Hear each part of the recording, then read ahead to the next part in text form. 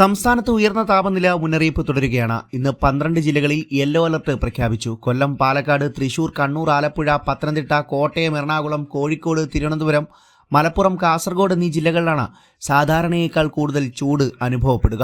കൊല്ലം, പാലക്കാട് ജില്ലകളിൽ ഉയർന്ന താപനില 40 ഡിഗ്രി സെൽഷ്യസ് വരെയും, തൃശൂർ, കണ്ണൂർ ജില്ലകളിൽ ഉയർന്ന താപനില 38 ഡിഗ്രി സെൽഷ്യസ് വരെയും, തിരുവനന്തപുരം, മലപ്പുറം, കാസർഗോഡ് ജില്ലകളിൽ ഉയർന്ന താപനില 36 ഡിഗ്രി സെൽഷ്യസ് വരെയും ഉയരാൻ സാധ്യതയുണ്ട്.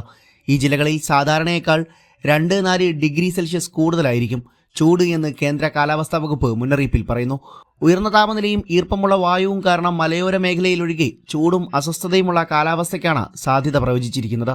അതേസമയം സംസ്ഥാനത്ത് ചൂട് കനക്കുന്നതിനിടെ ആശ്വാസമായി മഴ പെയ്യാൻ സാധ്യതയുണ്ട്.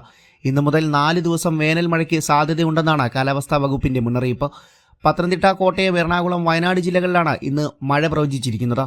ഇന്നു മുതൽ 4 ദിവസം വേനൽ മഴയ്ക്ക് സാധ്യതയുണ്ടെന്നാണ് കാലാവസ്ഥാ വകുപ്പിന്റെ മുന്നറിയിപ്പ്.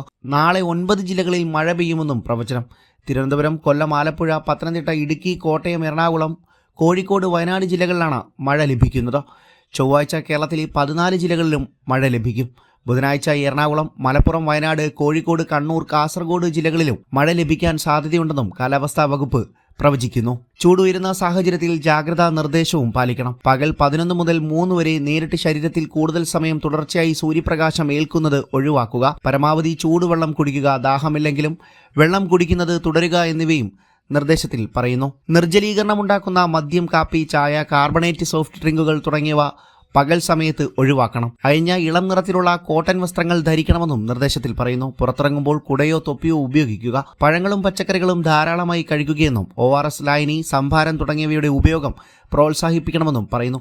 മാർക്കറ്റുകൾ, കെട്ടിടങ്ങൾ, മാലിന്യ ശേഖരണ നിക്ഷേപ കേന്ദ്രങ്ങൾ തുടങ്ങിയ ഇടങ്ങളിൽ തീപിടുത്തങ്ങൾ വർദ്ധിക്കാൻ സാധ്യത കൂടുതലാണ്. ഫയർ ഓഡിറ്റ് നടത്തേണ്ടതാണെന്നും കൃത്യമായ സുരക്ഷാ മുൻകരുതൽ സ്വീകരിക്കണമെന്നും നിർദ്ദേശത്തിൽ പറയുന്നു. ഇവയോട് ചേർന്ന് താമസിക്കുന്നവരും പ്രത്യേക ജാഗ്രത പാലിക്കുക. ചൂട് അധികരിക്കുന്ന സാഹചര്യത്തിൽ കാട്ടുതീ വ്യാപിക്കാനുള്ള സാധ്യതയുമുണ്ട്. വനമേഖലയോട് ചേർന്ന് താമസിക്കുന്നവരും വിനോദസഞ്ചാരികളും പ്രത്യേക ജാഗ്രത പാലിക്കണം. കാട്ടുതീ ഉണ്ടാകാനുള്ള സാഹചര്യങ്ങൾ ഒഴിവാക്കണമെന്നും വനം വകുപ്പിന്റെ നിർദ്ദേശത്തിൽ കർശനമായി പറയുന്നു.